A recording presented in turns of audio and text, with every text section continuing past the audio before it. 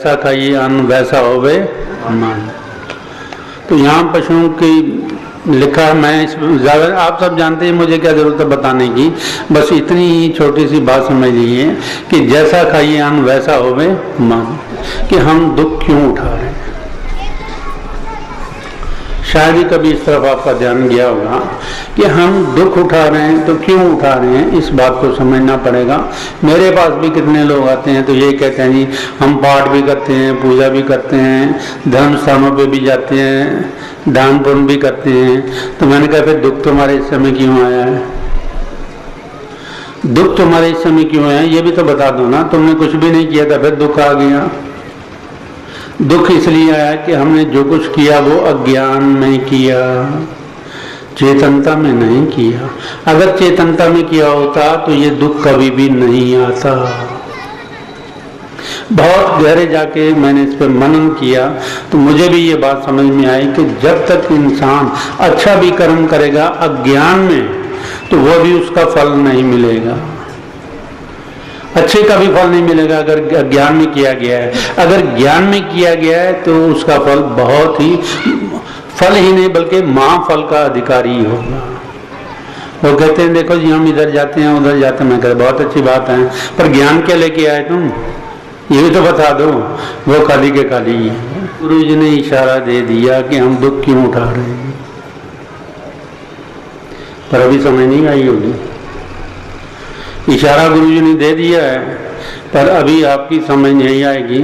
इसका आगे चल के मैं खुलासा करूंगा, फिर बात पता लगेगी कि क्या है। हाँ, परमात्मा ने सबसे बेहतर इंसान को बनाया पर ये इंसान ना बन सका। सबसे बेहतर चीज अगर कोई बना सकता था परमात्मा तो उसने मनुष्य को भी बनाया, और मनुष्य के रूप में भी वो दुनिया में आया कि नहीं, किसी कुछ और तो नहीं बना, हो मनुष्य के रूप में सर्वश्रेष्ठ उसे बनाया। पर अफसोस ये बात कि इसे मनुष्य बनना ही नहीं आया। अगर मनुष्य बनना इसको आ जाता तो फिर परमात्मा की भी जरूरत नहीं थी। सहल है भगवान बनना आदमी मुश्किल बड़ा, सहल है भगवान बनना आदमी मुश्किल बना। बर को कहते हैं सदा ये बरमला, आदमी बना आदमी। कितनी प्यारी बात कही है। आदमी बना आदमी, आदमी के रूप में है खुद खुदा। इसको फिर मैं आगे लूंगा आपको, पर अभी इतना ही। चलो, इंसान अपने आप को जगा ले तो परमात्मा हो सकता है, बाकी किसी में ऐसी तौफीक नहीं जो परमात्मा हो जाए, क्योंकि जाग ही नहीं सकते हैं। इंसान को ये फितरत दी है, ये योग्यता दी है, ये संभावना दी है परमात्मा ने। इंसान परमात्मा हो सकता है अगर वो अपने आप को जगा ले। नहीं जगाएगा तो ये मिट्टी का बूटी है, इसके अलावा कुछ भी नहीं है।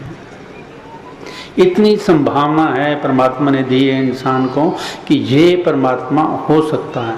पर जब तक अपने आप को जगाएगा नहीं, मन के क्लच में रहेगा तो ये मिट्टी का मिट्टी है, बुद्धि है, इसके अलावा कुछ भी नहीं रहेगा। तो मैंने पहले ही इशारा दिया था कि गुरुजी अपनी बात कह गए।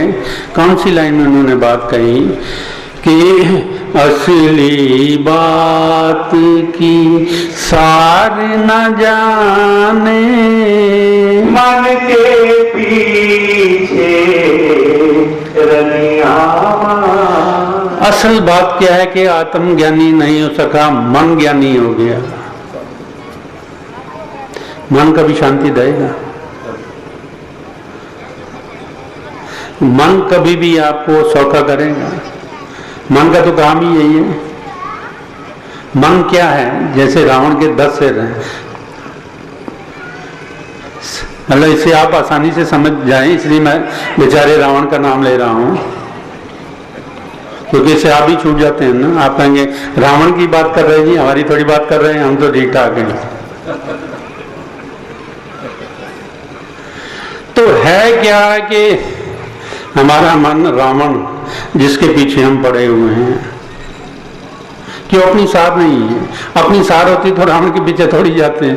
तो इसमें जैसे मैंने पहले कहा था कि गुरुजी पहले बता गए हैं कि बात क्या है कि असली बात की सार न जाने के अपने आत्म की पहचान नहीं की, मन के पीछे पड़ गया, मन का गुलाम हो गया और सारी उम्र गुलामी करते करते मन से छूट ही नहीं पाया।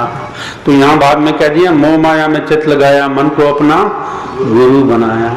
अगर आत्म को गुरु बनाया था तो आज इंसान की ये हालत ना हो गई होती। अफसोस कि हम अपनी आत्मा को छोड़ चुके हैं। मुझे कई बार दुख भी होता है, पर मैं तो समझ ही दे सकता हूँ, उससे ज्यादा मैं क्या कर सकता हूँ।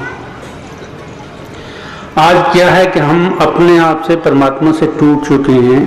मन के पीछे आके, स्वार्थ के पीछे आके, लोभ के पीछे आके, वही कुछ हमारे पास रह गया। परमात्मा जैसी पूंजी तो हमने नष्ट कर ली है। अपना खुद संबंध जोड़ के छोटी छोटी क्षुद्र बातों के लिए, छोटे छोटे गेंस के लिए हमने परमात्मा को छोड़ दिया। सत्संग कितनी ऊंची बात है। आपको इस बात का ना एहसास हो तो मैं नहीं कह सकता, पर मुझे पता है कि सत्संग जैसी ऊंची कोई बात नहीं हो सकती। और हम इसे किससे तोलते हैं? आज हमारे घर में गेस्ट आने वाले हैं, ठीक है, उनको भी आना चाहिए, तो घर के किसी भी आदमी को लगा दो। कोई जरूरी है कि सारे रहेंगे तो तभी जाके काम होगा? इतनी सी मतलब ऊंची बात के लिए कि हम छोटी छोटी बातों के पीछे चले जाते हैं, तो परमात्मा के पीछे नहीं जाते हैं। तो बहरहाल भी यही कुछ ही होगा, और यही हो रहा है हमारा। छोटे छोटे गेंस के लिए हम इतनी बड़ी जो चीज है उसको खो देते हैं। और यही वजह है कि आज हमारी जिंदगी से परमात्मा बहुत दूर जा चुका है। और जो हम इकट्ठा कर रहे हैं वो शूद्र चीजें हैं। मैं कहता हूँ करोड़ों भी रुपए किसी को मिल जाए ना, अगर उसके भीतर में परमात्मा की चिन्ह नहीं बची तो मरे हुए के समान ही जिंदगी नहीं है उसमें। मन के गुलाम है, मन जिधर भी कहता है उधर ही भाग लेते हैं, बिना सोचे बिना समझे।